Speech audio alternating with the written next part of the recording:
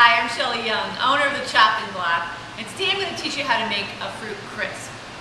The first step in making a fruit crisp is to make the topping. So we've got a stick of unsalted butter here. It's nice and cold. It's chopped up in small pieces. We've got all-purpose flour, 1/2 cup, a cup of oats, old-fashioned oats, a cup of brown sugar, and a pinch of salt. And really what we want to do is take our pastry cutter. You can also do this in the food processor if you have one. And we're going to chop this up into a fine meal. We've worked this mixture until it is light and crumbly. You don't want to mix it any further than this because it can just mush together.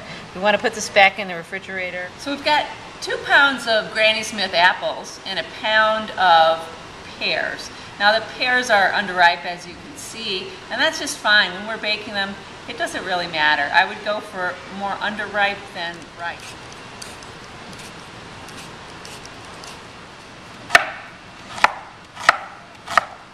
Here I have a teaspoon of ground ginger and a teaspoon of cinnamon. You can add a little more of either if you like, but I like to taste the apples more than the spices. A 1/3 cup of flour. That's going to thicken the apple juice as it comes out of the apples. Our sugar, we've got a cup of sugar here. The recipe calls for 3/4 of a cup to a cup. I'm using a cup because the fruit in this recipe is very tart.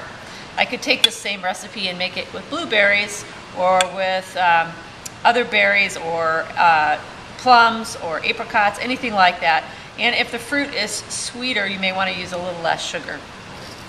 And about a 1/4 teaspoon of salt. We're going to mix this together. So our filling's done, our topping's done.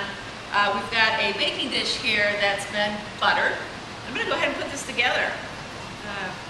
Not a whole lot of technique to putting this together. I just like to make sure the fillings combine nicely, that you don't have cinnamon and sugar all in one area.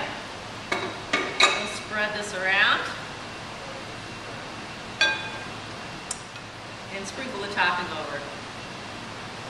This is going to go in the oven at 375 degrees for about 1.5 hours. So let's check our crisp. What I'm looking for here is bubbling. We're going to have a nice crispy topping, bubbling all around the edges. And you're going to want to make sure it's really hot in the center as well. You'll see some very small bubbles. You can also put a knife in there and just check and make sure that it's actually hot in the center. And that is how you make a fruit crisp.